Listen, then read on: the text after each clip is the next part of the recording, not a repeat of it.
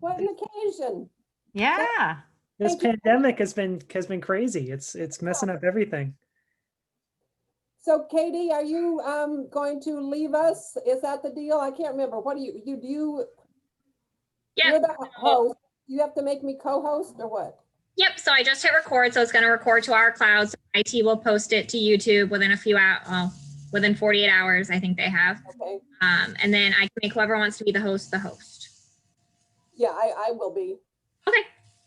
unless someone else wants to. But we're all here now, so there shouldn't be anything. We don't have to let anybody in or anything, so it doesn't matter. You're just gonna watch so you have a waiting room, so just watch the waiting room in case Oh. a member of the public tries to join. Yeah. But besides that, you should be good to go. Actually, you know what? Why don't I have someone else do that just so I can focus on the agenda? Does someone else want to volunteer to check the waiting room? Yeah, I can do it. Yeah, Okay, that's So I fine. just made you host, so you're gonna have to transfer it to Kevin.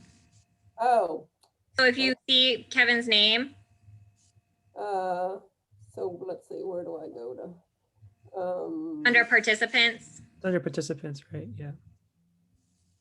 All right, I see him, and then I go to more. Is that it? yep, more, and then just make him the host or make him the co-host, and then you can both be. Okay. All right. Got it. Awesome. Have a good meeting, guys. All right, Yeah. thank you. Thanks, Katie. Thank you. Bye. Gosh, it's so nice to see you all. Yeah, it's been a long time. No.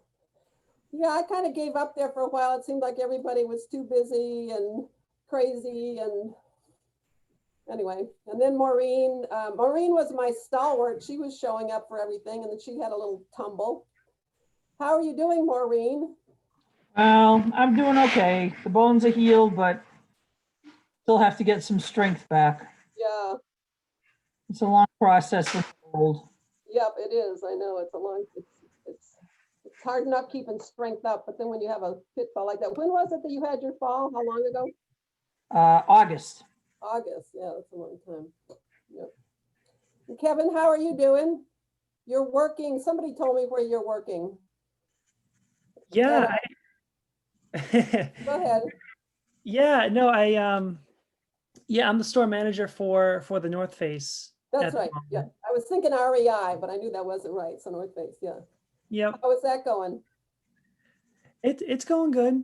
It's going good. I mean, I think there's always pros and cons to whatever we pursue, of course. And, I try to look at the things half full and, the whole thing with COVID and I think people are just crazy right now. And I'm trying to keep a low profile and dealing with the public, I think creates a lot of different challenges, so I just try to keep my cool but everything's been going well.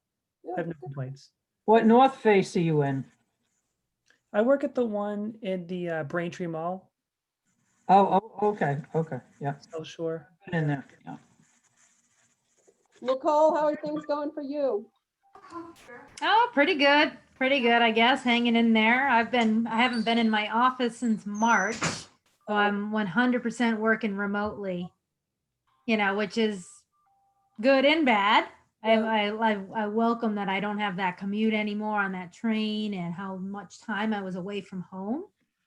But on the other hand, it was challenging, especially last spring with the kids and, the remote school was just a mess. Yeah, And it was, pretty devastating. I mean, they did nothing after March. They didn't learn a single thing. Mhm. And, it was just kind of like busy work, really. That's not really very exciting for an active fourth grade boy, so it was just challenging to try to get him engaged and do it. It's a lot better right now, actually, with the hybrid model. At least they go to school the 2 days and, when they are doing remote work, it's a lot more engaging. So that's been good. So yeah, we're hanging yeah. in. Yeah. Does your Trying husband- times. Does your husband work from home or too? He already did. He already owned Oh. his own practice and he, ran it from our house already. So there's just a lot of bandwidth going on right now. Everyone trying to, be in different rooms and using the Zoom meetings and everything. But he had like a business Xfinity, which gives you a little bit more power Oh, than, just like the residential one. So actually, it's been pretty good. Yeah, good. A lot of people are doing that too. The business, Yeah.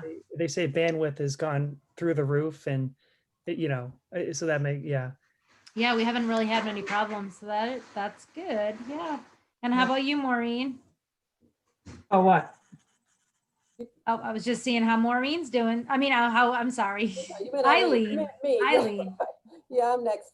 Yeah, well, we've had our excitement here too. I think I sent an email out to you all at some point. My husband had bypass surgery in early October, which was unanticipated. So that was a shock and a disruption. And he was in the hospital for almost 2 weeks in Boston. So, but he's recovering okay. I mean, we're going out. You know, he's walking pretty well now, up to 2 miles. So it's a long, slow recovery. So anyway, so Oh, I'm glad he's doing better. Yeah, I'm happy to hear that he's better now. That's good. yeah, so, but I'm pretty bored. I mean, it's not for lack of things to do. I mean, I keep thinking I want to do more open space committee stuff, and then I'm heading up the search committee at my church for a new minister, which is a big undertaking. That'll be over by sometime early spring, I assume, I hope, assuming we find somebody. So I feel like I have lots to do, but I honestly don't feel like I have a lot of energy for a lot of it. A lot of times, I need the energy of getting out and if like to go down to town hall and be able to chat with people about some of this stuff as opposed to trying to do it all on Zoom or reading is just I just find it hard to make progress without the people contact. So, but I anyway, think most people feel like that. If Yeah. you might want to take more comfort in that, because I feel the same way. I can only speak for myself, but I feel like a lot of people are in that same position. right. Yeah, and I feel like we got started right when this hit, so we managed to meet a couple of times and then anyway, and I kind of feel like town hall has a whole lot more important stuff going on than open space right now too. So, but anyway, Although the open space is being more utilized. well, that's true. Yeah. People are appreciating Exactly. it. That's for sure. Yeah, I mean, I personally have realized, where I was so busy and commuting into Boston and I never had the time really to like explore, the town and the open space. And I have, had time to do that now. So I'm at the Bridgewater Preserve like every couple times a week from my run and everything. And I never used to have the time to do that. Yeah. So that is good. Yeah, that's true. And I think a lot of people are doing that. I was talking to Yeah. actually Gina Guastoni was saying that there's like she has a group of friends, I guess, who they basically go to a different park every once a week, or I don't know how often, really once a month, maybe even, but they've done all the Bridgewater parks, couldn't find their way around Tuckerwood, Maureen. They didn't know where to go. So, but they go out of town at a lot of places too, just to get out and see the park. So yeah, that's probably a common experience. That's All one of the positives that's coming out of this COVID-19. That's Yeah. so. Yeah, there are some positives for sure. I know I have a lot more phone conversations with friends who I didn't speak with quite as often before, in different parts of the country. But so anyway, what inspired me to try to, I mean, other than the fact that I have been sort of hoping that we could move something ahead at some point, but I have been sitting in on some of the community preservation committee meetings, which Kevin is our representative to, just to try to get a better sense of their process and what they're up to. And my impetus in that, and part of the reason I wanted to have this discussion today and then go to their meeting on Wednesday, is I kind of feel like we need some money.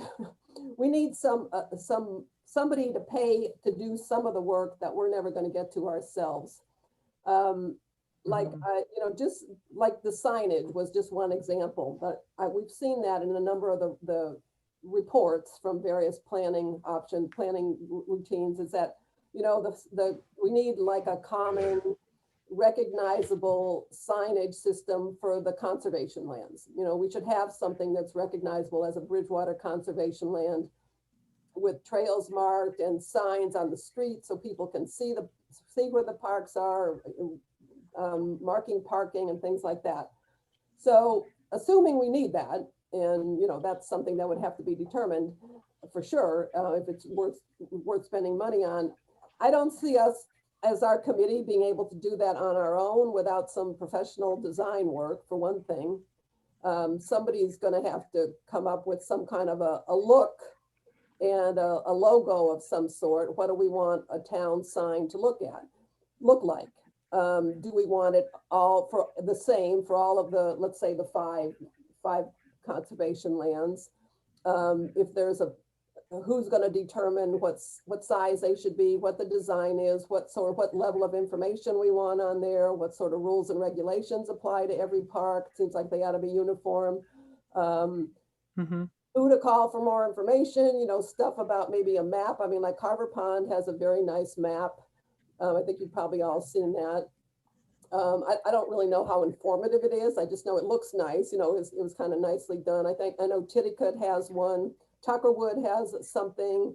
Stiles and Hart has, not Stiles and Hart. Stiles and Hart has nothing, but Ironworks has some nice signage, although it's like quite informative, although it's getting pretty worn looking, you know, I don't know how long it's been there. But anyway, if we want to have something improved, I don't see, we're not going to come up with a design. You can't really go to a committee to say, you know, what should these signs look like? I think we need a consulting help, a consultant, to someone who's like, and if any of you were on the, when Steve Sobel first did that introduction to some of the parklands or the trail upkeep. Maureen, you were on that, weren't you? And he had somebody from one of the organizations, Wildlands Trust maybe, and they were talking about how they approach signs. You know, like you have to understand the visibility lines. You know, you can't. You can get volunteers, I'm sure, to just go up and the signs that are up there, a lot of them have probably been put up by volunteers over the years, or maybe a Boy Scout project or an Eagle Scout project or something, but we're not going to have any uniformity in that case, and it's going to be piecemeal. Yeah. And I think that part of the problem that the town has recognized and did recognize in hiring the parklands, hoping to hire the half-time parklands coordinator, is that volunteers can't do this all. So I think it would be a good idea to try to get some money. And I'm just throwing the signs out as one example, because there is money within the Community Preservation Act funds to hire consultants. I've talked a little bit with Carlton Hunt about that. They have some administrative funds within the allocation, and you probably know about this, Kevin. So, you know, could we go to them and say, gee, if signage is eligible, we'd like to get a consultant who could lay out some of the options for us. I mean, what's the cost involved? What's the amount of work involved? Maybe if we could get a consultant to do a plan for signs, then we could try to find volunteers to help with the construction, or you know, invite companies to donate some of the materials, etc. But if we don't have a plan, then I don't think it's, I think trying to get volunteers to do it individually without somebody coordinating it and having looked at it from a professional standpoint is not going to work very well. Right. And it could even be an overall template with that then volunteers would be able to help provide the text and the map, and but I think that I agree with you. There's definitely very specific requirements, even things that things such as like the accessibility of the sign, that you should be able, like a wheelchair, right? It has to be a certain height and a certain angle, and like questions about whether we need it. I mean, I'm not quite sure if we would, but like if you need a multilingual opportunity. So I know that when is somebody frozen?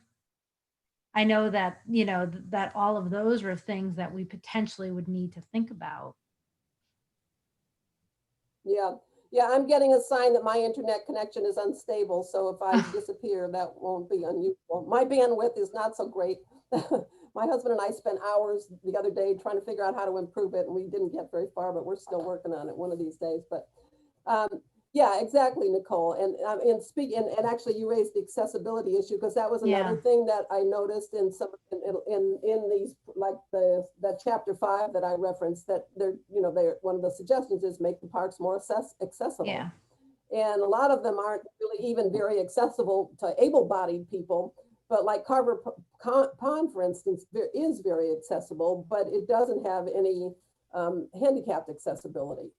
So that might be another thing, is to have somebody who could give us some professional advice on how to make a wheelchair accessible walkway into at least get to the water at Carver Pond in Yeah. that picnic area. And that's nothing you can do without professional help. So that could be another example of a project that CPA, I mean, obviously it's mentioned as a priority in the CPA plan. Yep. So that would be another option. Yep. And And the other thing, well, go ahead.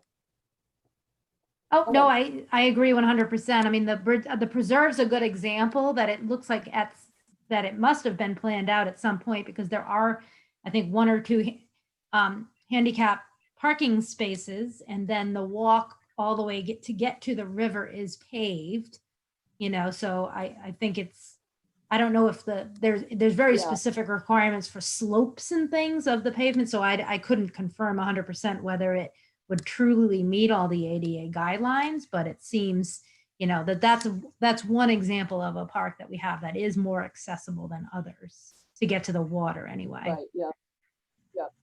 Yeah, that road actually predates the park. That road Yeah. used to connect that bridge to Over. Middleborough. So, Yep.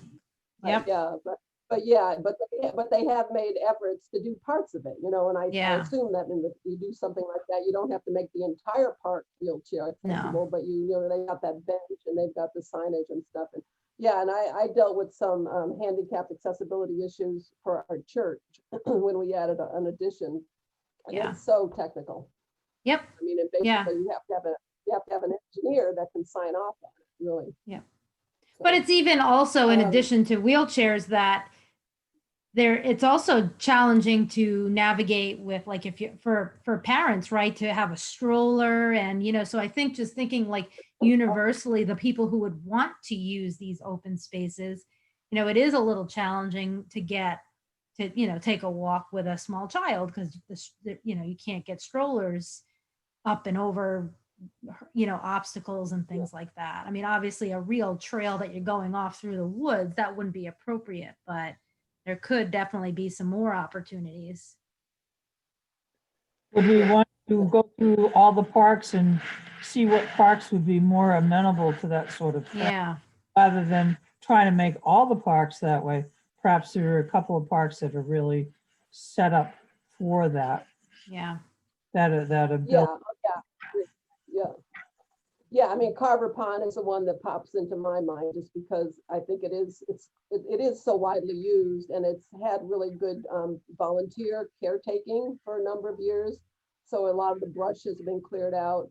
I mean, obviously to try to make, the ironworks, I can't think, I've been in that once recently, but I've talked to Steve Black about that, and he's worked really, really hard. He's been the volunteer there for years and years. And I mean, he's really, this year he had to give up because he couldn't get a crew down there. He gets a group of Boy Scouts, I think, to clean it up. But he said it's been an incredible effort to try to, and he really can't do it as much as he used to. He's a little bit older now, and he doesn't have the time or the energy. And you can't, specifically I was asking him about the signs, and he said what an ordeal it was. He got a sign in there 20 years ago or something, and then I don't know, that there was some changes within the park, and the signs look awful. If you even just drive down High Street, they're bent, and there's that fence, there's a chain link fence on the outside of it that's all bent, and Yeah. the signs are just crappy looking.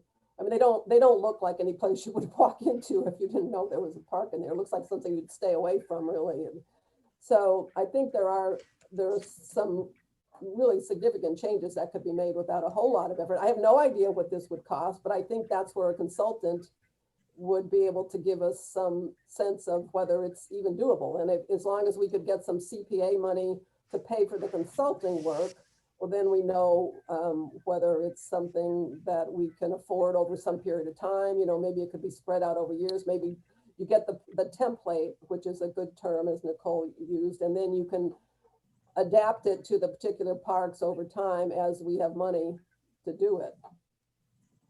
Titicum would be a good place. Yeah, the other thing that I wonder about too, I don't know, you know, we do have some pretty active volunteers, like the Carver Pond group, the Mel, oh, what's his name? Maureen, you know him, the Mel. He was really involved in town politics, and his son is the one who's been the lead volunteer at Carver Pond, and I can't think of his last name right now, but he's been really, it's taken ownership of that. He and I don't know who else, and then there was the time Maureen and I were out at the site visit at Tinicum. There was somebody working on the driveway there, the parking lot.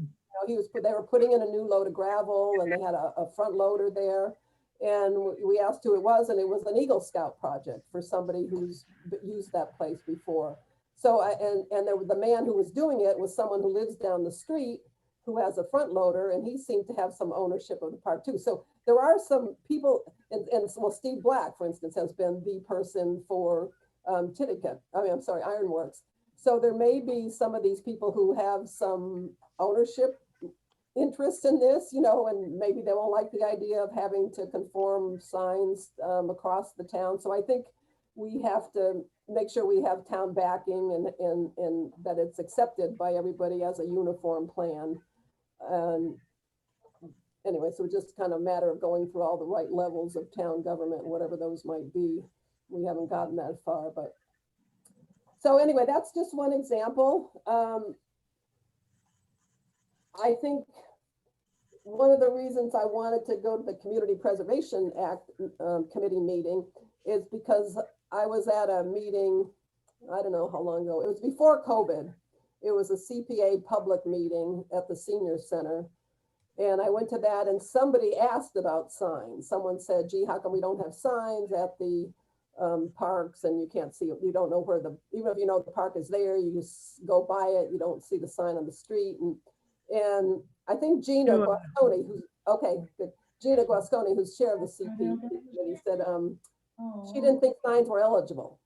So reading the CPA guidelines, I think we need to go to them, and they suggested that too, that it's a good idea. Before we apply for anything, we should suggest to the CPC what we're thinking of, and they can give us their feedback on whether they think it would be eligible. And I guess, Kevin, that committee is working on some sort of an initial application that is, you don't have to go through all the hoops that you did before and then find out that you weren't eligible or something. Now they'll give you a quicker response. I think that's the goal anyway.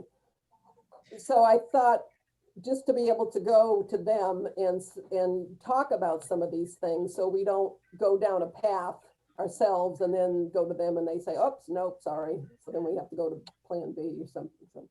Well, if I may, I'll just along my journey, I've seen so many applications come through the CPC committee, and I've seen people go around in circles, and I feel bad for them, because it's like, it's frustrating for everybody to have them come back again. And I mean, it's gonna be different because of COVID, of course. So we can't really meet in person per se. So, but they would have to show up at the meeting, and we allocated time to hear them out, and they would tell us, okay, this is our vision of what we want to do, and as a committee, and I'll tell you, like, what it's very simple, but most people don't get it right. And there's certain, so CPC, there's certain qualifications that make it eligible for funds, right? So when someone comes in for a project and they want to do X, Y, Z, they just have to make sure that it fulfills a certain number of requirements. And basically, forgive me if I miss one of them off the top of my head, I'm just bringing this up, but it needs to serve the community. It needs to touch on what was it? Serve the community. It needs to touch on the improvement of the overall quality of Bridgewater. Just think, I was looking through my emails trying to find it, but there's CPC, there's like 5 points that Okay, whatever project comes in needs to fulfill that. But basically what helps make the committee make a decision whether we allocate funds, because I'll give you an example, just really quick, just to kind of put in perspective. The whole thing with the church in the center of town, right? So yeah. yeah, so they came in and you know they must have came before the committee for like, I'm not even kidding, like 6, 7 times, and you know they said, oh, we want to hire a consultant to do our, you know, they already did, they paid out of pocket, and this isn't small change stuff, this is like 20,000, you know, kind of things, and You do know you're being recorded, right? yeah, that's fine. Yeah. Yeah, I got to be careful what I say, I guess too, but they paid out of pocket to do all these things, and then to get the money back is a little, you know, more complicated. So basically what I think for us to move forward with this is to basically just have a very simple list, and you know, just say we want to improve all the signs for all the parks in Bridgewater, right? Like that, let's, you know, that's what we need the money for. Okay, great. And then we talk about it amongst ourselves, and then we come up with a decision. But there's nothing wrong with, you know, that's a very reasonable ask for signs. I mean, personally, and I don't know how the rest of the committee feels on this, but I feel like a good like blanket like sign, like, I mean, I'm not sure if we need a consultant personally. That's just my take on it, because I think we're all intelligent people. We can kind of figure it out amongst our, you know, we're four brains here that we can kind of come up with a design for all these different signs for all the parks. I'm not sure if a consultant's worth that, but uh, you know, we can talk about that, of course, but to have like, I think we should just do one blanket thing. So we do all the parks in one, because then so that way we don't have to go ask a separate time for more funds for different parks. So we just do Right, everything together is better. do it as a package for all of well, we would name like, for instance, there's the parks I've had in mind are the conservation lands, Carver Pond, Ironworks, Styles and Hart, which there's a lot going on in town there anyway. I don't know if anybody's gotten to the part about signs for that. I don't know if it's gone that far.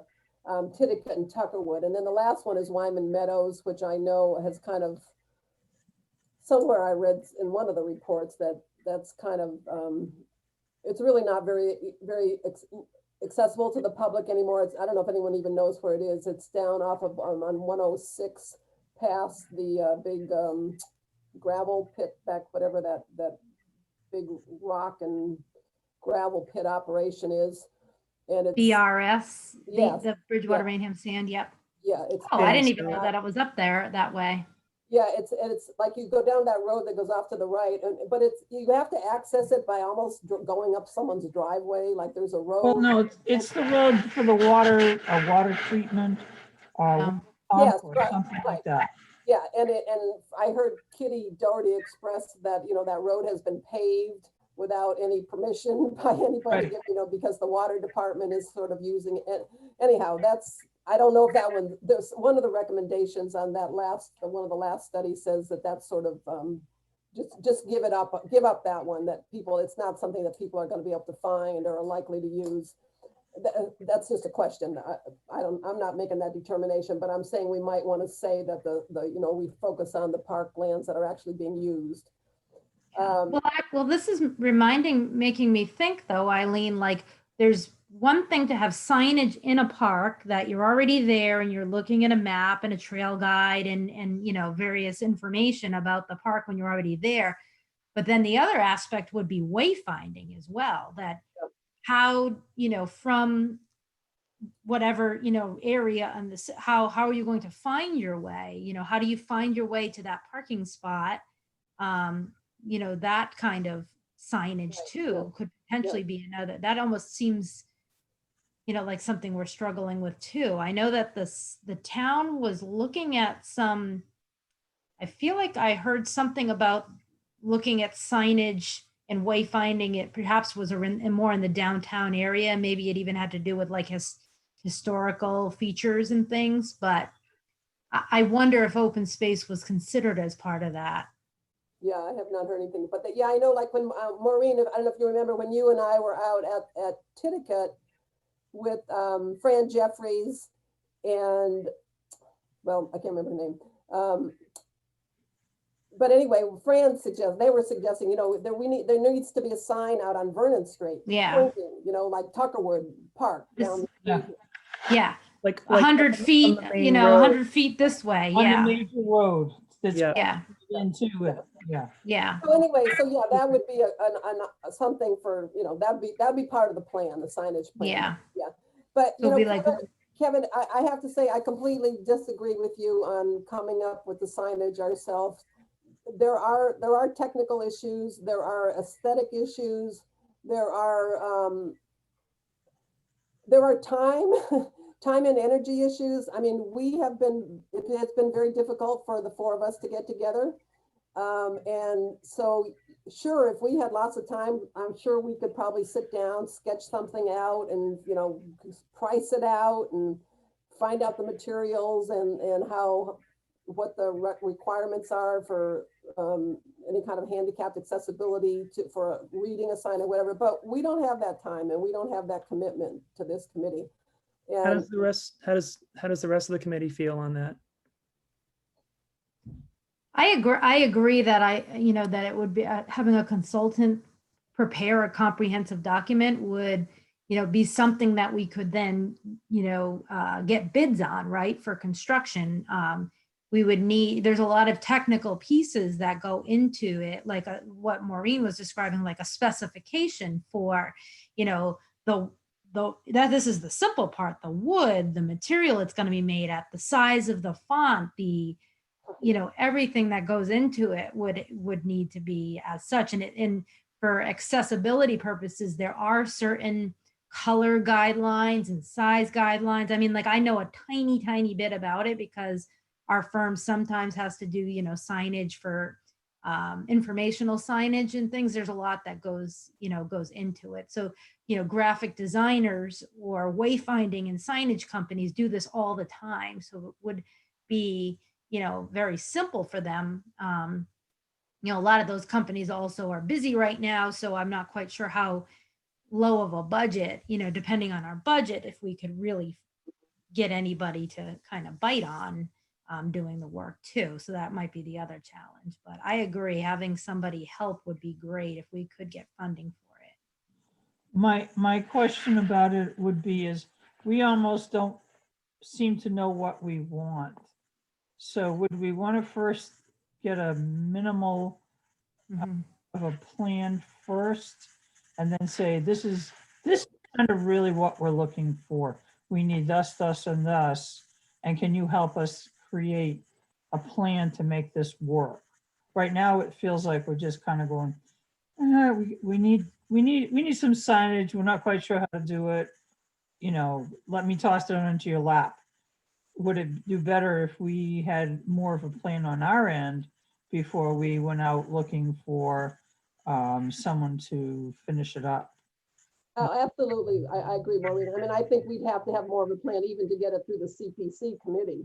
Right. Yeah, I mean, I think we'd have to, you know, we'd have to identify each park. We'd have to make, you know, I don't know whether we'd have to say what's there now, whether we would be replacing what's there. What really helps is when we have quotes. So when we go to the committee, it really expedites things when we say, okay, we already went out.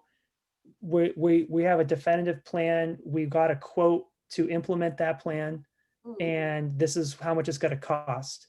And then, because we need to go to the CPC with a figure amount, with an actual number amount, because then that's what they're going to allocate for us to use. But are the funds only available for construction, or can the funds be available to do a planning study, which I think is what Eileen was thinking?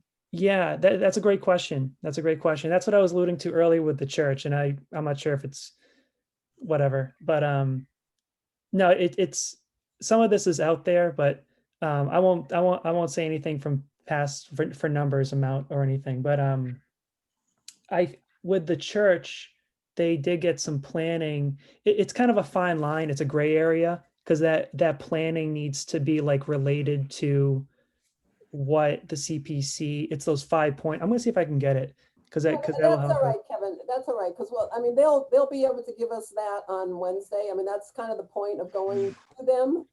You know, I just Right, think, no, I hear you. I'm just saying like so it would save us time if we. I'm just trying and to I give us a think shortcut.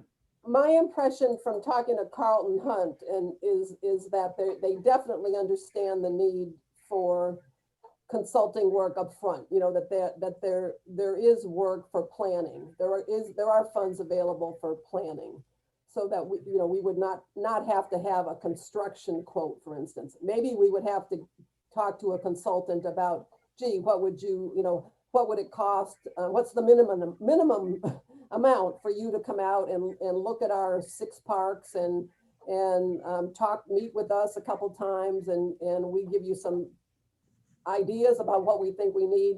What's the minimum? What would it cost to even do that? So, but actually what you just said though, Kevin, is really very helpful about looking at quotes. That we can't just go to them with, yeah, this is what we have in mind. What can you give us? We have to give them a clear sense of what we think it's going to cost before we're going to get an award of funds. So I got to tell you, I remember I went through 2 meetings just to nail that down. These people they came in and they just went around in circles, and it was kind of like we didn't really have a definitive direction where we were going, and I spent 2 or 3 meetings just try for them trying to get a quote, and then they got bounced back, and then it just. Yeah. So I think if we start off there, that would save a lot of time. Yeah, and I think I mentioned in my email that I asked, well, originally Carlton was the one Carlton and I, this is another topic I'll get to in a few minutes. Carlton and I went on a walk to the Toole Park land, which is, do you know where that is, Maureen? You're nodding your head. Did you hear? I have been there, but I can't remember if it's the one on 104. Yeah, it's on Pleasant Street. It was land that was donated to the town about, I guess, in the 70s, maybe. Something like that. Toole- Long time ago. Toole family. It's 9 acres right on 104 on Pleasant Street. Anyway, Carlton and I went out and walked that property a couple weeks ago. And I was talking with him in the process, and I can't remember where I was headed with this now. Oh, okay. So he was the one who suggested that we have a joint meeting of our committee and the CPC to talk about possible projects, eligibility, stuff like that. And then on Monday, I talked with Gina. They had a call between Gina, who's chair of the CPC, Carlton, who's vice chair, and Jennifer, who is it? Jennifer Holmes? Jennifer Goldstein?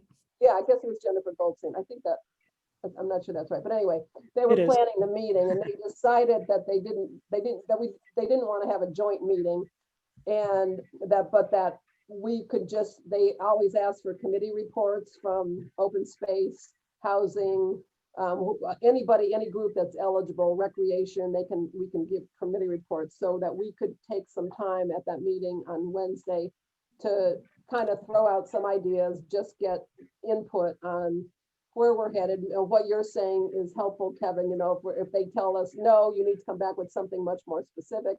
But when I talked to Gene this week, I said, I don't want to come back.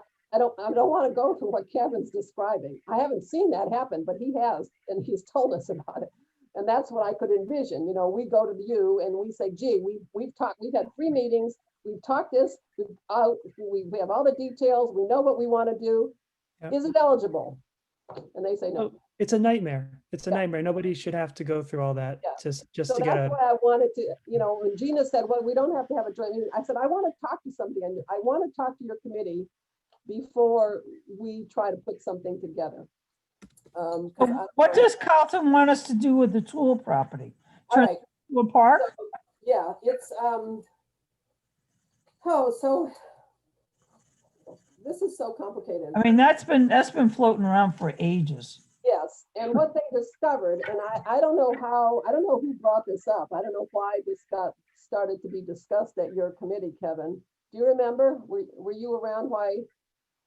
I think, oh, I know. Carlton has been working with Matt Rushton, who's the chair of the committee that's trying to find a new fire station. They're trying to move the fire station from School Street. Oh, So yes. there's a process going on. They're trying to assess various parcels where it could go.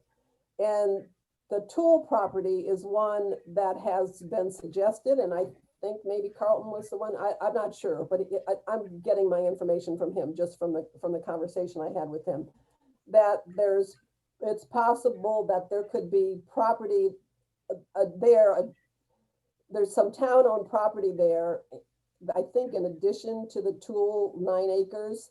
And so the idea was that if the fire station went there, then it could be the adjacent land in Tool needs to be developed in a park.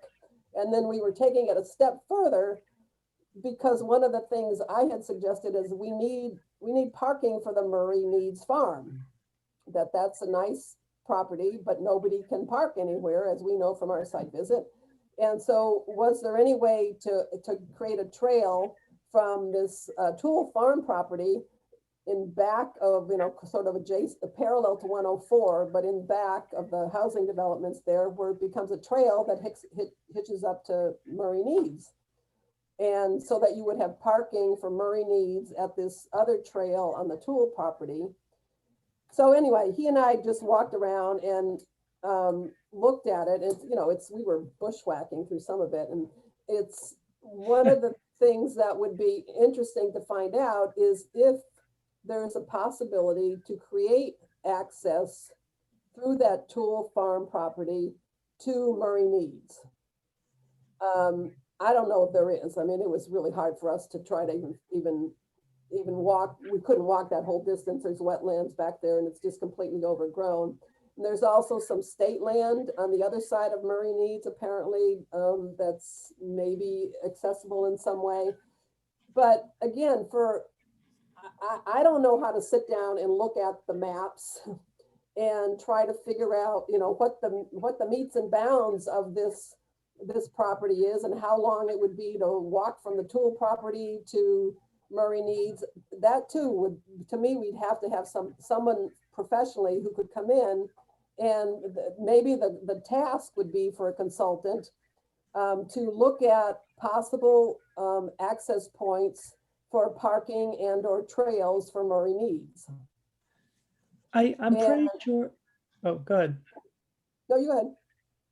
Well, I was going to say, I'm pretty sure, I could be wrong, but I'm pretty sure that the town has a department that can, because they look at a satellite image of the town, and they can say, okay, this is the location where we want to put a parking lot, or, what have you. But I think that can be done in-house from what I understand. I'm sure it could, but is it a priority? I guess that's the question too, is how, I think Steve Sobel would be really happy to help us with a lot of this if he could. But I don't think the reason they needed to hire somebody to be responsible for these parklands is because town staff wasn't able to get to it. But wasn't Steve going to show us how to do that sort of thing at one point, but it kind of... The meetings always fell through, yeah. It fell through. But the point is, what Kevin said is there is a program that they can do that with. Yeah. But all that is, they're going to have to do that if they're going to touch the Tool property. And what was the Tool property left for? Was it a park? That's the thing. So anyway, I didn't finish my thought about, so they started looking at the Tool.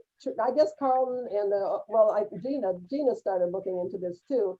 And what they discovered is, there's records that the town meeting in 2003, 2004, that they actually developed a little bit of a park. They did a wetlands delineation and they constructed this small parking lot, which was completely overgrown until about Right, 6 weeks ago right. when they plowed it open.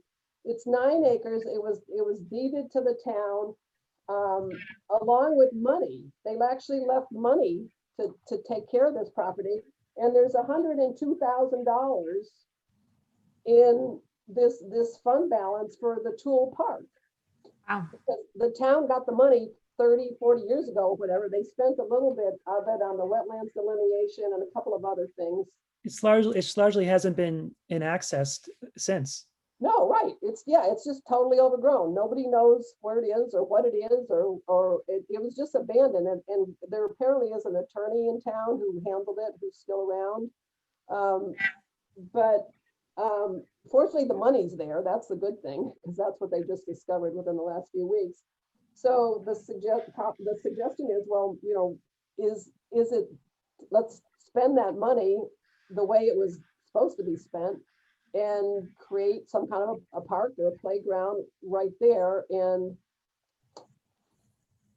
but you know, is that, I have no idea. This is another pot of money. I don't know who isn't going to be in charge of spending that. Is that something that the Open Space Committee could have some input into, or should have input into, or is it, you know, I don't know who in town government is going to be involved. You know, what's the what's Well, the bureaucracy? if I may say a few things on that too, like, I mean, just from my point of view, I think that's that's the tough thing about anything being passed in a town, because everyone wants a hand in it. Everyone wants to have a say, and you know, anything one person says the wrong thing, oh, it's a big deal, whatever. But it's something we have to kind of tiptoe around the tulips with. But yeah, like I mean, yeah, you're absolutely right. I think it's, that money has just been stagnant for the longest time, and it's something that we need to,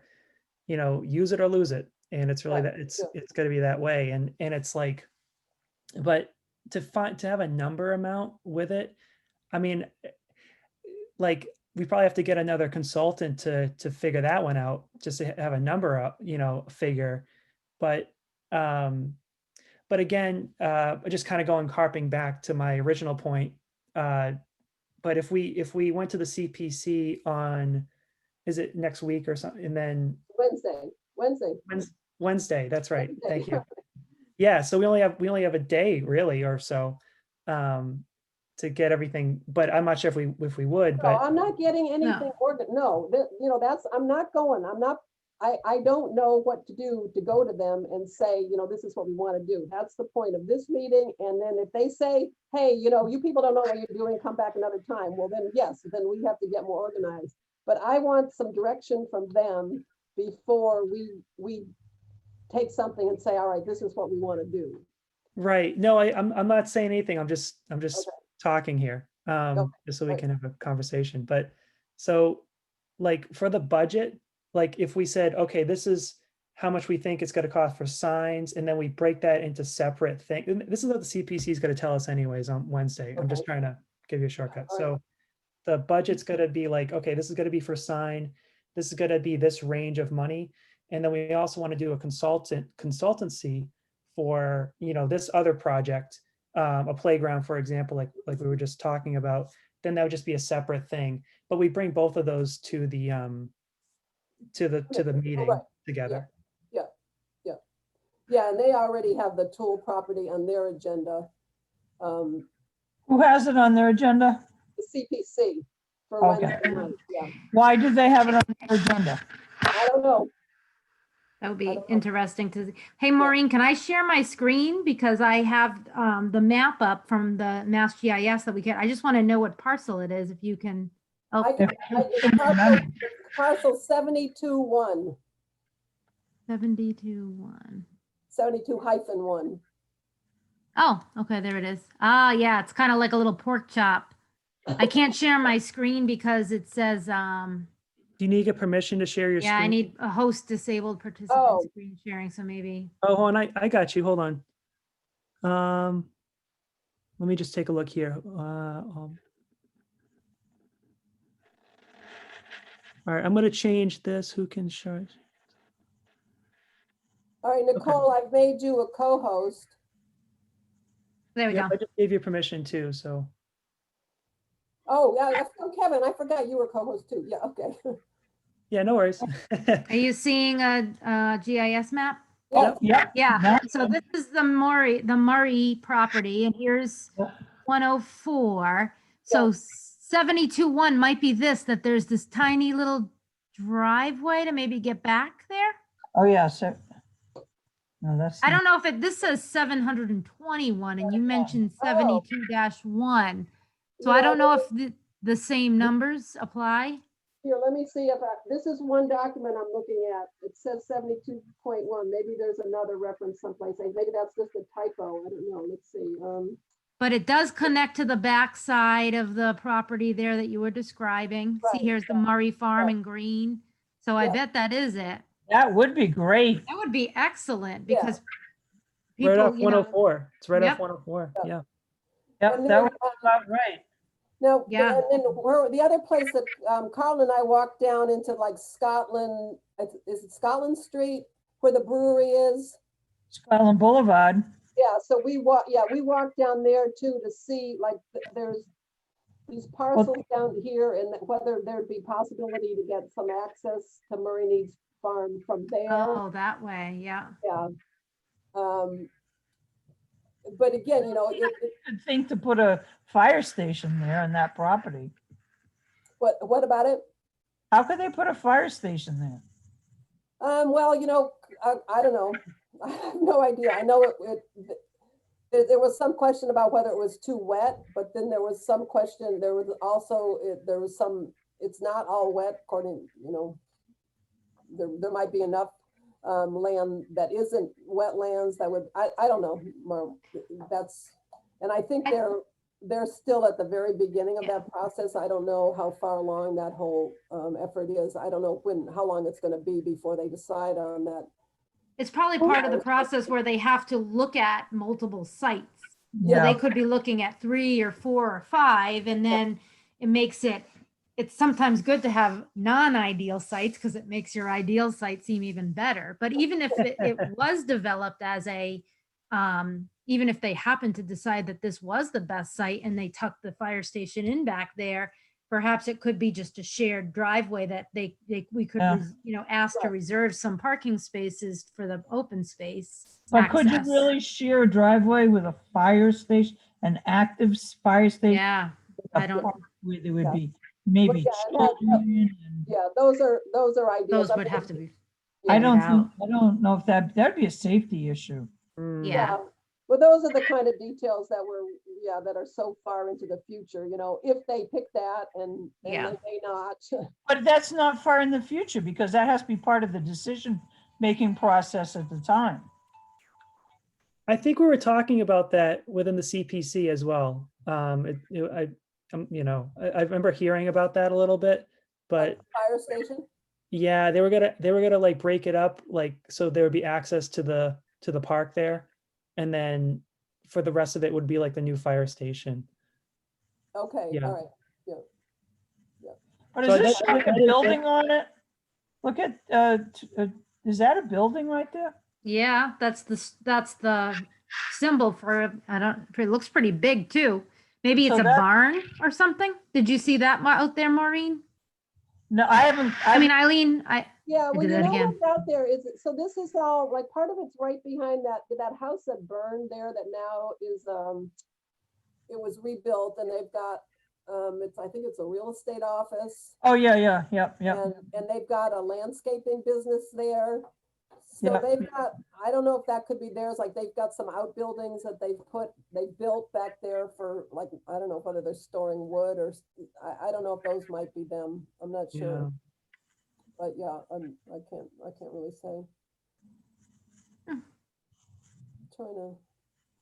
I'm trying to get a satellite image of that just because I want to see what that building is. Yeah, I think I can do that.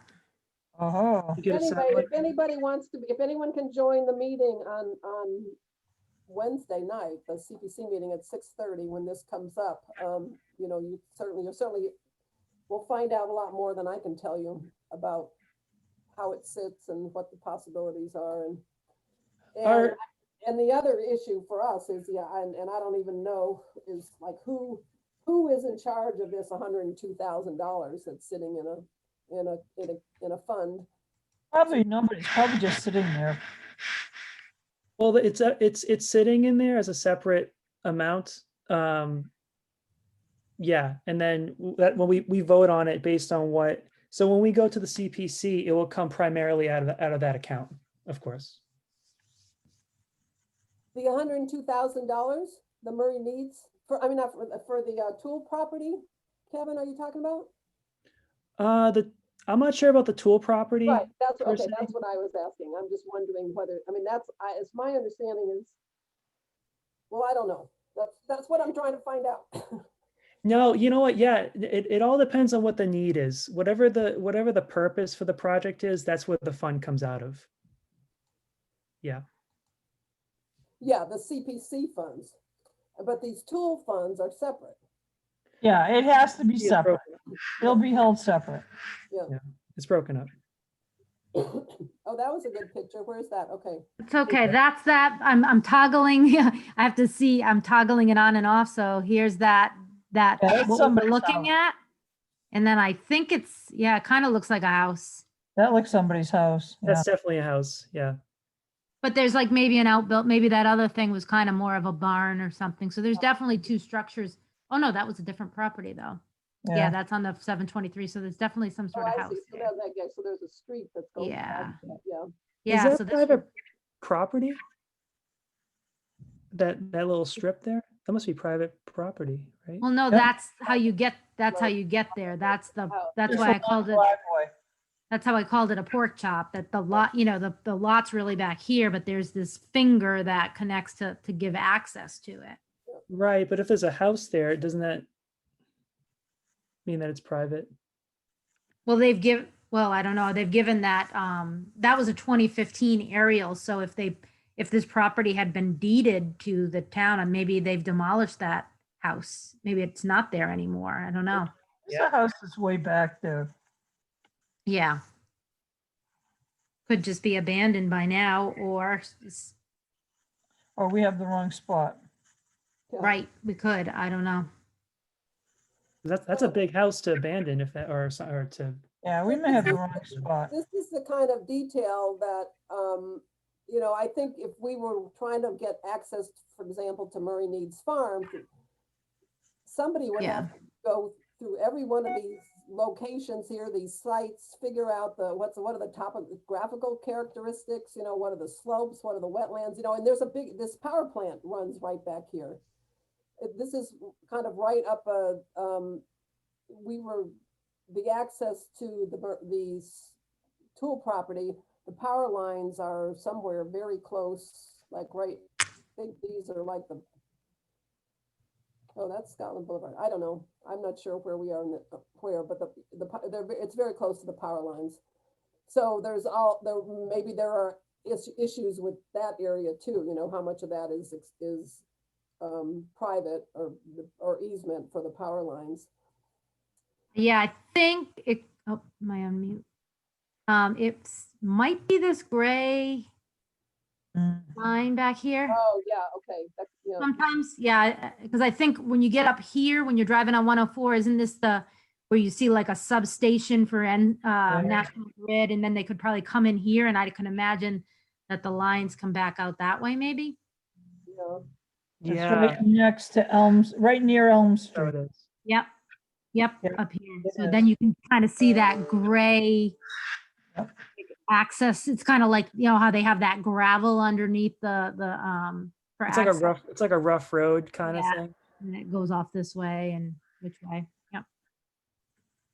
Yeah, because when we went out to the back of the Murray Needs area, there was that's where we walked right out to the back of Right, yes, the power line was. yeah.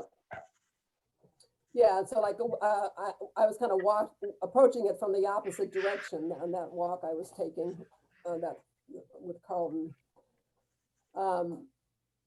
So, yeah, but there's like, Carlton, so we walked down to the end of Scotland Boulevard, and so kind of looking through this area, wondering, well, if we couldn't get a trail from the Tool property, could we get a trail from the end of Scotland to take us back there someplace? But a lot of this is pretty, this is all paved parking and businesses, there's a warehouse or something. So whether any of that would be accessible for the public.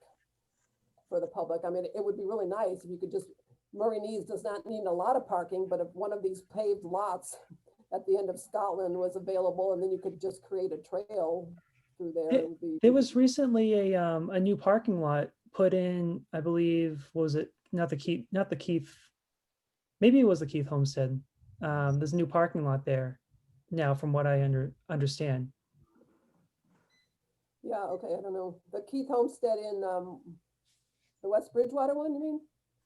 No, the one in Bridgewater, it's one of the parks. It was a brand new parking lot. Just got finished, I think, a few months ago, I believe. Oh, I didn't know anything about that. Yeah, so that just happened. Okay. All right, so anyway, that was that's another project that I think is good for us to focus on and see what we can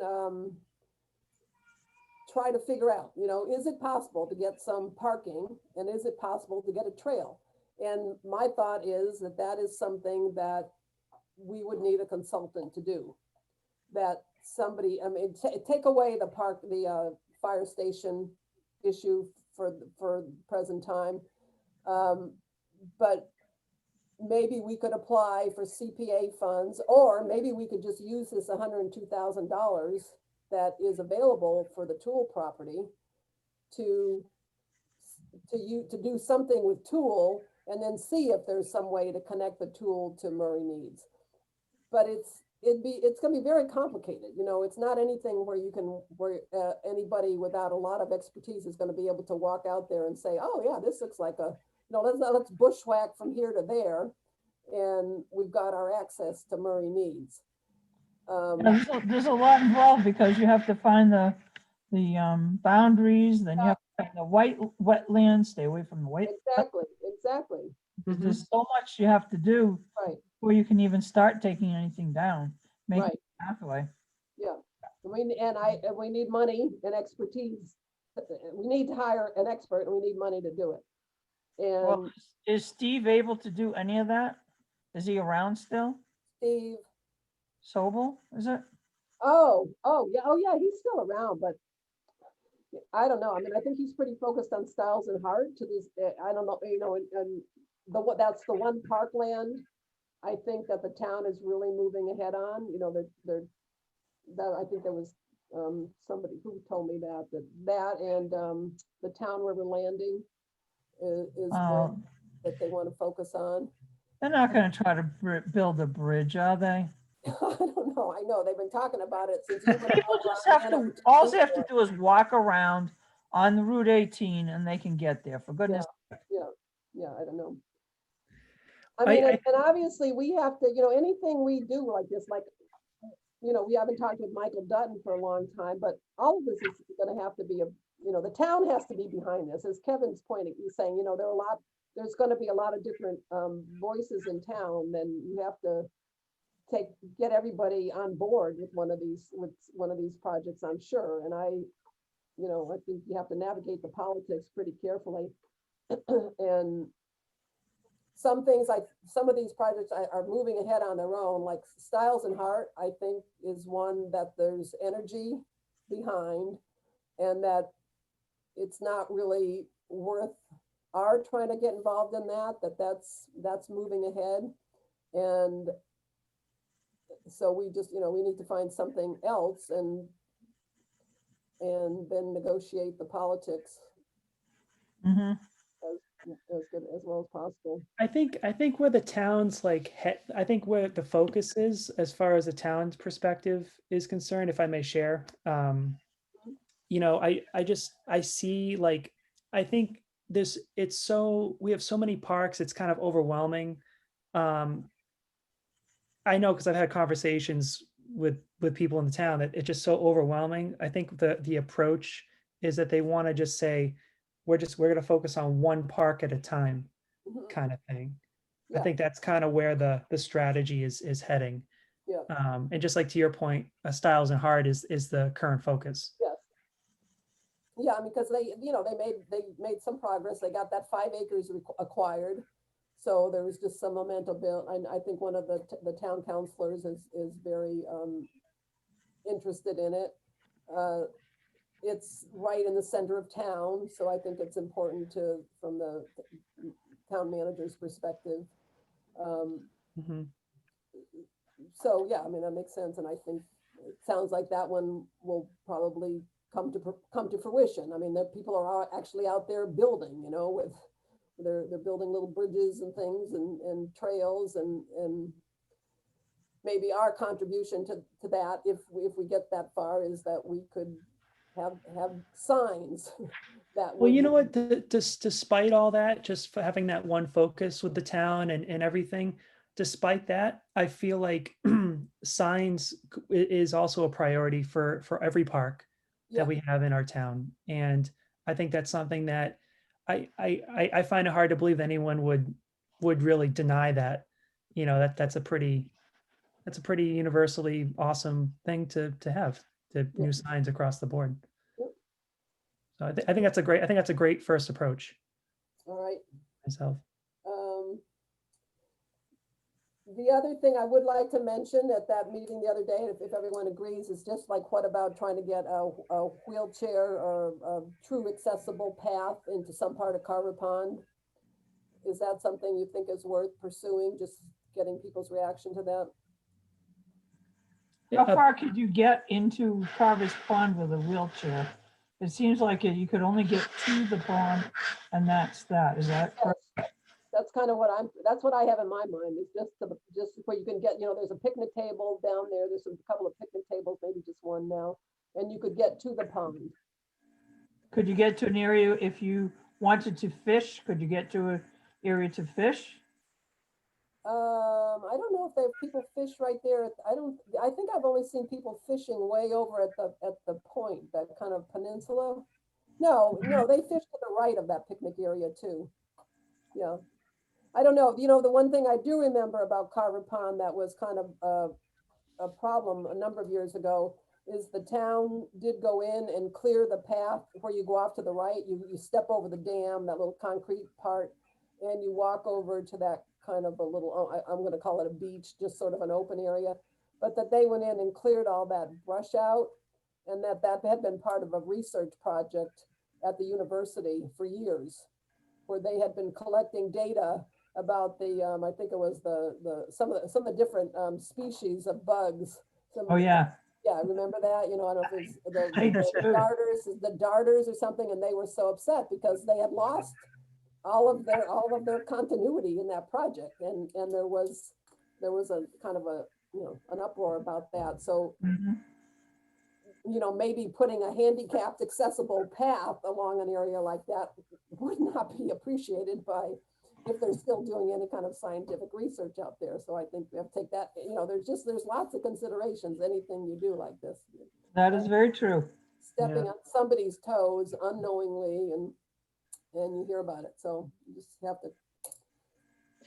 How long do we have until, what's the limit for our time? Just for a time check really quick. I don't know. I think it's how much longer we can take it. Okay, because I'm I know ready. there's a time limit, so I know that's my job at the moment. So You're already on it for an hour. I turned my camera off for a minute because I had to make my son a grilled cheese for basketball practice. So I was multitasking. All right, good for you. that's the greatest excuse ever. I love that. Yeah, Making a grilled cheese. Came out really good too. all right. Nice. Well, does anyone else think they can be on the Community Preservation Committee call? Kevin, are you going to be at that meeting? I will be at that meeting. I mean, it's I got to be careful what I got to censor myself with things like this, because I know that if I'm on the committee and then I'm also hearing about things on the committee, but I'm also on the CPC, it's kind of weird. So I'm gonna be on the meeting, but I think I need to my role is going to be on on the CPC side of things, not on the not on our But committees. you are, well, I'm hoping you don't have to take sides or one or the other, but you are in fact our representative, aren't you, to the committee? That's right. Exactly. Yep. And we're So- not presenting anything or anything at this, No. you're just, No, And- no. It's minimal. It's minimal. yeah. Yeah. Yeah, I mean, I do want to raise specifically the idea of signs and just get feedback on that. We've discussed that enough. It seems reasonable. It's in all the plans. Seems like it would be a minimal cost, you know, it's not gonna be $500,000 or something. I would like to just I would like to raise the Carver Pond wheelchair accessibility, just because that's something that's been mentioned in the community goals, and we don't really have anything accessible to disabled people in the town in terms of parklands that I can think of. I suppose the playground on Crescent is probably handicapped accessible, I would hope, because it's fairly new. And then I know there'll be a discussion about the Tool Park, and I just want to ask a lot of questions about what anybody thinks our role might be in that, given that the sort of it's Give me not 1 minute. Sorry. CPC funds. It's not CPC funds, it's town funds, and so Okay. I'm just on Zoom. how would we go about trying to promote that, spending that money to actually honor the wishes of the Tool family that donated the land and gave the money to the town, because it really does seem that the town should follow through on that. I wonder, I think you were kind of mentioning this. I wonder if those funds were specifically to do the due diligence that needs to be done to redevelop the survey, the wetlands, the Exactly. environmental studies, all of that will, when all is said and done, and could potentially get upwards of that cost. Yeah, that's a good question, and I may even have it. I have a number of things that have been from some of the town meetings and stuff that have been approved, so some of that may be clear. Yeah. Yeah, so. Yeah, there was a $5,000 transfer request to build the small parking lot, and that actually happened. And then there was a balance of $92,000, and then I think at some point, they took out some to do the wetlands delineation, but whether those wetlands delineations are even, I mean, it seems like they would have to be updated if they were done 25 years ago or something, so it's hard to say, but. And My thought before we could get heavily involved in it is we have to have all those issues resolved. Oh, yeah. Have all the, the wetlands and the borders and, where exactly you can put things and then see what's left that we could possibly Yeah. do. Yeah, and I mean, the red flag about this property for me is that, well, what's been going on, that it hasn't been used for its intended purpose. It's got a long, long history here in the town and money set aside, but yet it's not, has there been objection to it? Has there been, were there other problems that came up that people now don't know about? It just seems sort of odd that it's been out there and just ignored for so long. It makes me wonder if it's a kind of a can of worms, but who knows? well, It comes up every now and again, and then it just dies. well, that's the story of Bridgewater. I mean, let's just face it. I mean, that's kind of the whole thing. That's a standard song and dance that's been going around for the past 30, 40 years at least. But but I gotta say, like, for the CPC, the 2021 budget, which of course we're on the cusp of at the moment, it's actually going to be increasing. As far as like the donations for the budget, because in 2020, obviously this year, nine communities in Massachusetts, I believe they all voted yes, or at least 8. I think it was like 8 out of 9. They voted yes to participate in the community preservation state system. So there's more communities that are going under the same pool of money. And the match, because the state matches our town budget, I believe it's going up. I think it's going up to 20%. Okay. or 2021.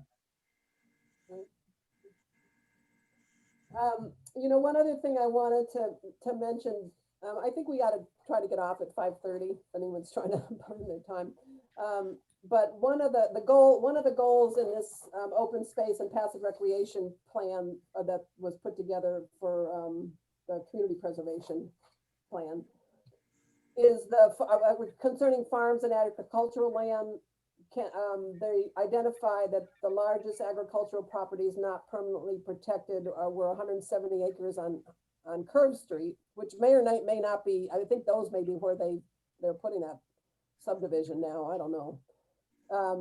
55 and 35 acre parcels on Auburn Street, 31 acres on North Street, and 29 acres on Pleasant Street. And the CPC encourages projects which protect Bridgewater's agricultural legacy. So my question is, what would we do? I'm not sure where we would even start to try to identify these properties. I mean, I get the question, it's who is the owner? And what then? Do you give them a call and you say, hey, would you like to work with us to put a conservation restriction on your property? I don't know. Nicole, have you worked on any of this or? Yeah, well, that's where I had brought up at one point that there are state-based and nonprofit organizations like the Trust for Public Land that would work with a town to help acquire, some of those properties. I think potentially what has been happening is that these large acres of farmland are getting sold to various types of developers, because the one that you are referring to on Curve Street is where they are putting the 100 plus new homes. One of the ones on Auburn is currently there's a proposal that was denied by the town for a large scale ground-based solar. So these property owners are, looking for ways to, obviously if they can't farm on the land anymore, they are looking for opportunities. And so if there could be a financial opportunity to have that land be acquired by the town to help meet its open space and recreational goals, that's somewhere that something like the Trust for Public Land could help with. Yeah. The only problem they can't, if they're like actively, already in some sort of an agreement with a solar company or something, it's too late by then, in other words. So it's got to be a kind of proactive conversation, I believe. But I think you're right. In the report that was, identifying those properties and I guess starting any conversation. Yeah, and I think the Trust for Public Land was actually involved with the Murray Meads Farm property. I think they helped with that. Yeah, were they? Okay. So, Yeah, they can. So what would be our first step? I mean, would we call the Trust for Public Land? Should we call the Wildlands Trust? Should we ask them if they're working on any farm land conservation projects? Are they interested in anything in Bridgewater? I mean, I honestly just don't know where to begin. It seems to me like a really important thing to do because they are disappearing. That might be a deep rabbit hole for us to go down, though, in a way. Yeah, it definitely could be. Yeah, and of course the Hanson Farm is the one that's actually probably most probable because Michael Dutton brought that up at one of our meetings. That that they're talking about that with them. Yeah. But these other properties, I don't know. We don't know who the owners are and whether there's any potential. But it seems like it's something that would have to be done. So if it's not done soon, it's never going to be. They're going to be lost forever. Well, I think like the town manager and his staff kind of knows all that, like who owns what and what's in a trust. Usually it is in a trust. Yeah. Usually that's how it goes into. Yeah. Yep. Okay. Perhaps we could, if we could come up, do our research and pull those properties out and have a map and pull them out of the report and everything. Maybe we could see if we could have a meeting with Michael to just kind of review the status and get any, kind of give him recommendations that we really think that the town should begin to, proactively, speak with these properties. It's very important to the town's open space plan that they remain open space. It like supports the rural character. Yes. There's a whole section in that report too that talks about the scenic, like our rural roadways, which include Auburn and, where Hanson Farm is. So I think it is very important to preserve the character, and, maybe we can get some guidance and offer to do some of the legwork. Like if they say it is okay to reach out to Trust for Public Land.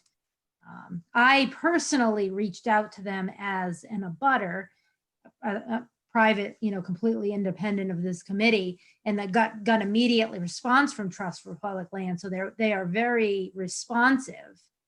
They just were unable to talk to me because the project was in, legal agreement. It was still not, just farmland like up for sale or whatever. But if any of these properties do come up for sale, obviously they have right of first refusal, I believe.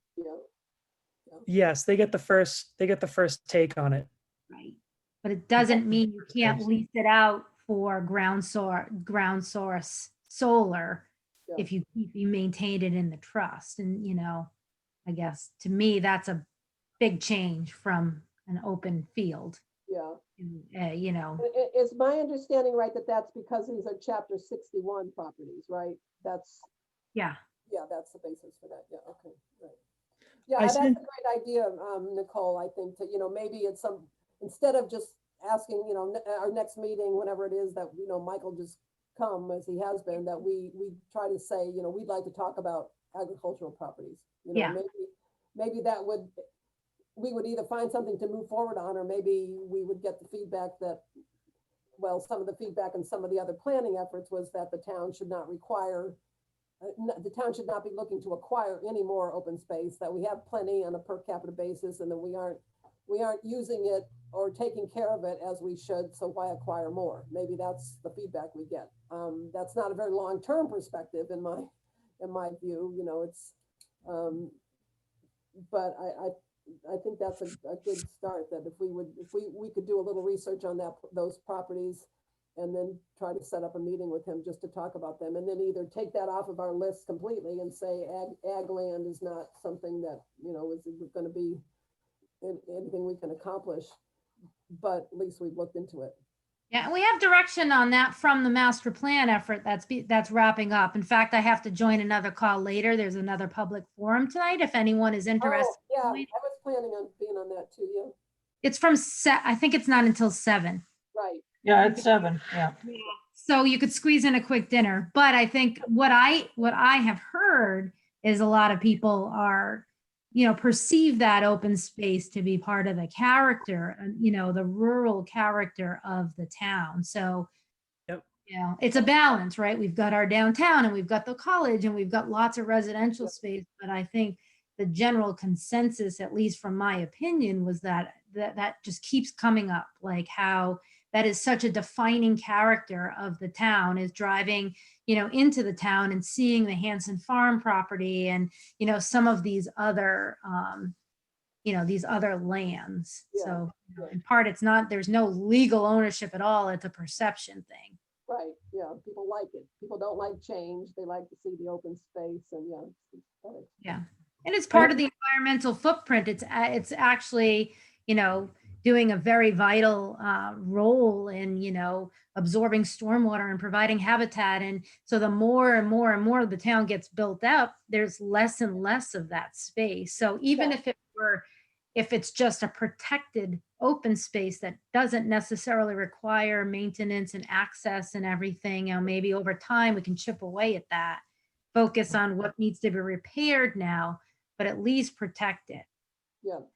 Yeah, and it's a climate change issue as well. It's part of even the municipal vulnerability plan, I know, talks about. Yep. Yeah, preserving space, just to preserve space. That's what we need to So, more, Nicole, those links what you had to those maps, would you put that in an email to me? What you were looking at, the maps you screenshot? Oh yeah. Yeah. Yeah. That's Because the Oliver, the Mass GIS that I think that we were gonna kind of get a little Right. tutorial on. Yep. Yeah. It's super user friendly though. When you first go there and you just type Bridgewater, you can, if you know your way around, you can just kind of zoom around. Well, all right, I'll try. I tried it once and I was totally, I just didn't even know Ah. what it was doing, so, but. It's just a GIS program, right? That's all it is. Yeah. I can print a few screenshots too. If we're gonna talk about the Tool and Murray property, I can just have a screenshot. So you would just like be able to look at it on a PDF. That would be great, yeah. I sent a link for the Community Preservation Committee on the Bridgewater's website, just a little background, because that lays out like the purpose of it, like Oh, good, okay. of all those points that we Oh. should, as a committee, focus on when we bring a proposal up. Okay, that's good. That'd be helpful. All right, the only other thing on here, and I think I really touched on it, was I had an agenda item for potential for volunteer help, because Nicole had suggested that, let's look at that. And I have no objection to that at all, but I don't think we're ready for that at this point. I think we need to have something specific that we want to ask volunteers to do, and it needs to be very circumscribed and have, tight parameters. And I know people have been working. I mean, I know as an NRTB volunteer, I did a bunch of vernal pool explorations, got a naturalist to come in at Tucker Pond and Tuckerwood, and we went over and hiked land over off of Summer Street. But that's not what I want to focus on now. I mean, I think we need to be more, I guess I want to say long-term than that. I don't want to just do things that, I know people want to enjoy the parks, but I don't want that to be our focus, that we just create a lot of events and don't make some long-term changes that people will see in 20 years or 50 years or 500 years, if we can look that far out. I mean, that's just, Just really quick, if I may ask, just where our thinking is at the moment for everybody here. What do you think our timeline's going to be to implement this? Is this going to be in the winter time that we're asking for this, or is this going to be? I imagine the winter time is a no-go. for the, Implement what? yeah, what, Well, any proposes that we ask for money for different projects, when would the timeline? I mean, I would say if, for example, we are going to apply for, if we get approval, say that they tell us it's eligible to hire a consultant for signs. I think that can happen anytime. That's just it's gonna be a plan.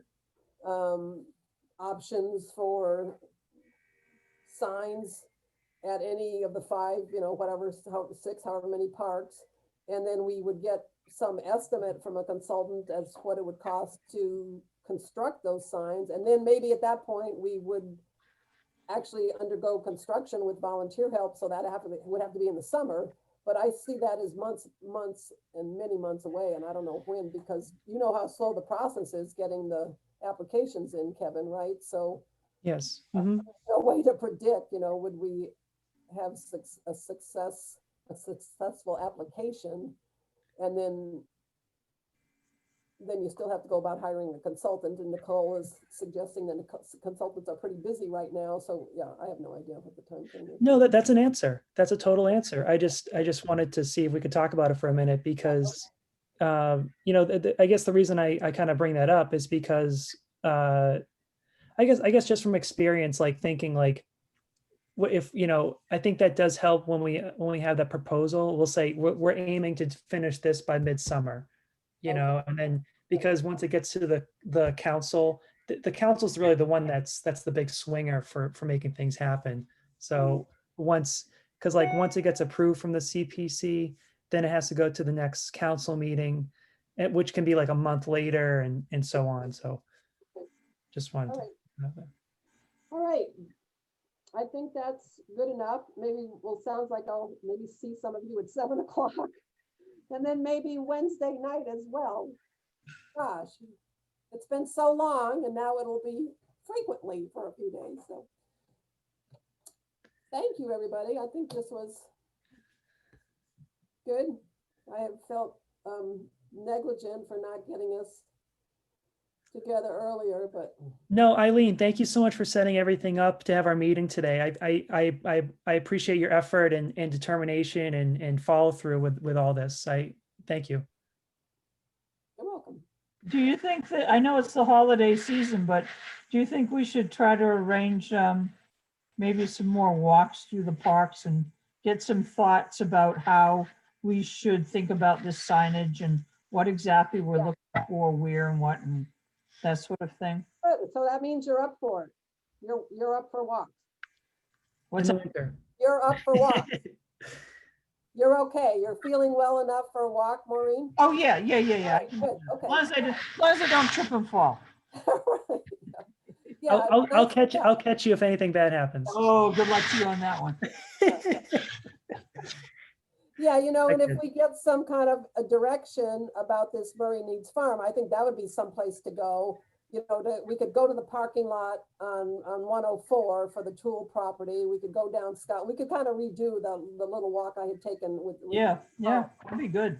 You know, if we get a negative response, and then, you know, we can take a walk someplace else, but that would probably be a good place to start. So I actually would like to go to the Murray Needs Farm down to that other end where we walked near the power lines, because I think it would give you I'd like to get a better perspective on how it sits. What you can see there relative to the end of the Scotland Yard roadway and that other, anyway, so yeah, that would be a good idea. So, Yeah, hopefully before the snow flies. right, yes. We should probably do it before the second lockdown occurs as well, because that would be a disaster. Yeah, really. All right, well, thank you, everyone. All righty. Yep, thanks Good to see again. you all. Yep, we'll see you later. All right, bye. All right, bye.